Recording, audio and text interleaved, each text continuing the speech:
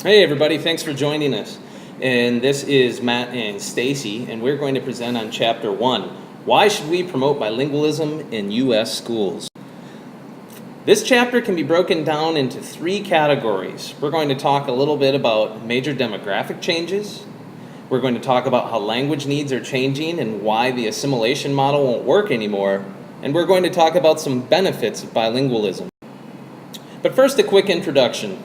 The United States has always been the way it has, and that's how it's going to be. Actually, that isn't quite correct. Up until about the early 1900s, bilingualism was widespread throughout the United States. In fact, languages like German, Dutch, French, and Swedish were all regularly spoken in schools. However, they left it up to the schools to promote the maintenance of that first language.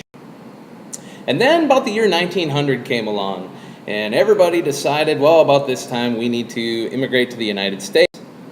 Well, what happened was English became the dominant language. Why? Well, they were finding that within 3 generations, their mother tongue was left. Well, that was because of a social stigma that was placed on people who spoke different languages other than English. Suddenly, your language was no longer the language you should be speaking. It was English. And that led to subtractive bilingualism. That means people started to get rid of that. In other words, they didn't want to look bad because they spoke their original language that they came over with. This also led to assumptions that people who spoke a language other than English were suddenly no longer intelligent, or they couldn't work as well, and they were deemed citizens that were below others who could speak English. Here's a little myth for you. 2 languages confuses children, and it should not be used. Actually, studies have shown that children who can speak multiple languages are better at language games. And the learning results that have been proven between bilingual students and monolingual students, they're negligible. There's no discernible difference between the 2. So let's get into part 1. The times, they are a-changin', and so are the demographics. About the year 2000, there were 150 languages spoken in the United States. Out of 45 million school children, that meant that about 10 million of them were speaking a language other than English at home. In the year 2000, our foreign-born population residing in the United States was about 30 million people. 50% of that was Latino. And not only did they speak Spanish, but along with that, many of them spoke French and Portuguese. Now that Hispanics have been viewed as our fastest growing demographic, I'm going to try and use them in some examples here. Hispanics are the largest, quickest growing language population. What we are seeing also is that there is a majority of our population is decreasing. By majority, I'm talking about people born within the United States that have been here multiple generations who have not immigrated within the last couple of generations. We are seeing a decrease in that population. Again, that shows us times are changing. These new citizens means that there's different types of language learners in our schools. First, we've got a heritage language speaker. Okay, there's no English spoken in their house, and they do have knowledge of their mother language, and they have knowledge of their cultural aspects. For example, a migrant family, first generation coming over, or immigrant family coming from a Latin country, of Hispanic. For example, in Minnesota, we have many migrant farmers coming in, and we see this quite a bit. Then there's a heritage language learner. That means that they're related to people in their home who do speak that language, but they don't have any expertise in it. We see a lot of this with Hmong students in our old schools in Minnesota because a lot of these students are second generation students and third generation students, and you're starting to see that their English is their first language, and they very rarely speak that other language at home. Then we've got the idea of heritage language all by itself, and that has developed a negative connotation. So I believe they changed the term to heritage speaker. All right, back to Latinos for a moment. I said they were the #1 growing demographic in the United States. So there isn't even one type of a Spanish speaker. There's multiple kinds. First, you consider the immigrants. Then you've got first and second generation, then third and fourth generation. Immigrants, it's a home that's Spanish dominant, but they do have some English expertise. In first and second generations, they don't have as much expertise in Spanish, and actually they can't really even read or write in Spanish. In fact, I grew up in high school with a student who came from a family similar to this, and it befuddled me that in Spanish class, he could speak it and understand it very well, but he and I would get the same grades when it came to writing. He didn't have the same background. Third and fourth generation, that's English is spoken dominantly at home. They were born in the United States, and there's very little Spanish spoken in the house at all. So you're starting to see that mother language be weaned out from the use in the house. Why is this a bad thing? Well, number one, it lessens the environment in which the mother tongue is spoken in. When that happens, students lose a chance to learn and develop at their level. Because of this, they don't develop that community connection that they often would.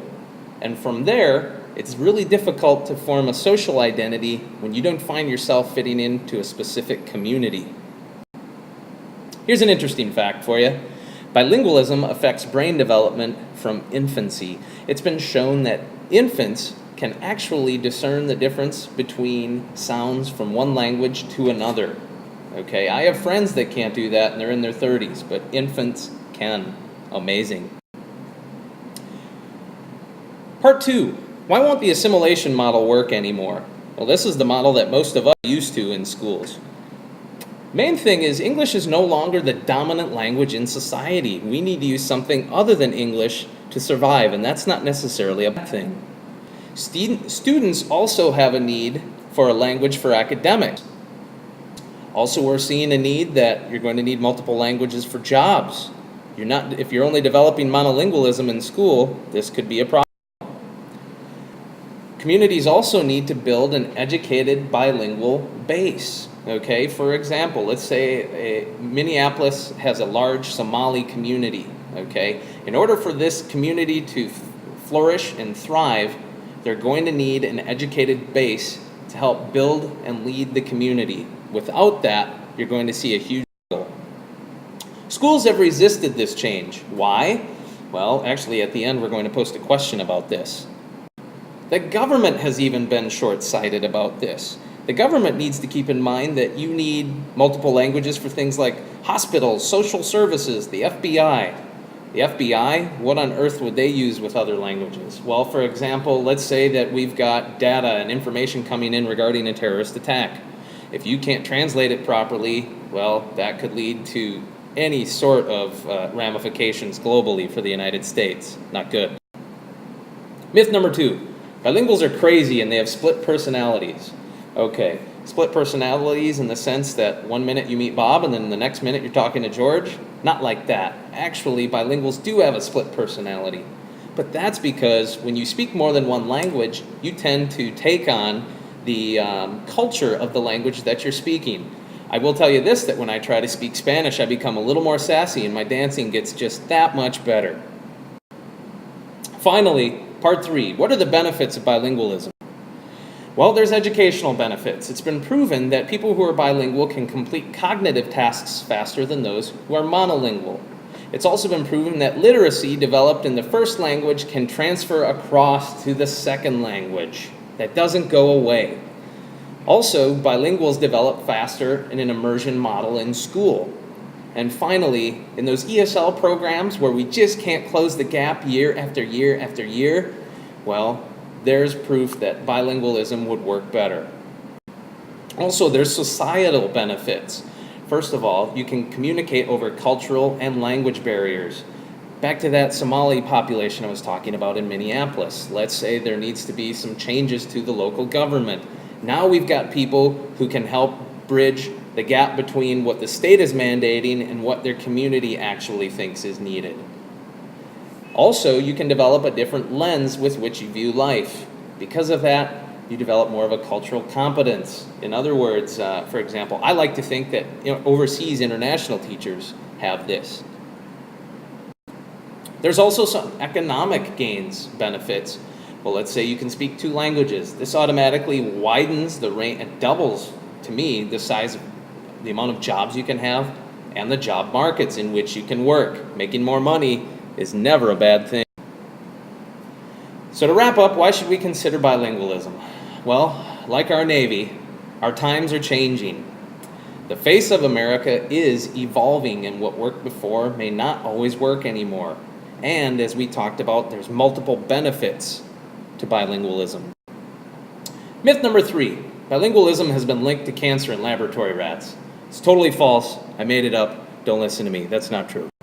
All right, let's get to our questions. First one, evaluate the evidence presented which calls for bilingualism. Is it strong enough to sway your vote? Explain your decision. And finally, distinguish the key factors preventing the promotion of bilingualism in schools. This was a burning question for me because I just can't figure out if it works, if it's positive, if it's good, why don't we do it? Anyway, I look forward to reading your answers, and again, Stacy and I will post as quick as we can to the answers that you provide. Thanks a lot for listening. Have a great day.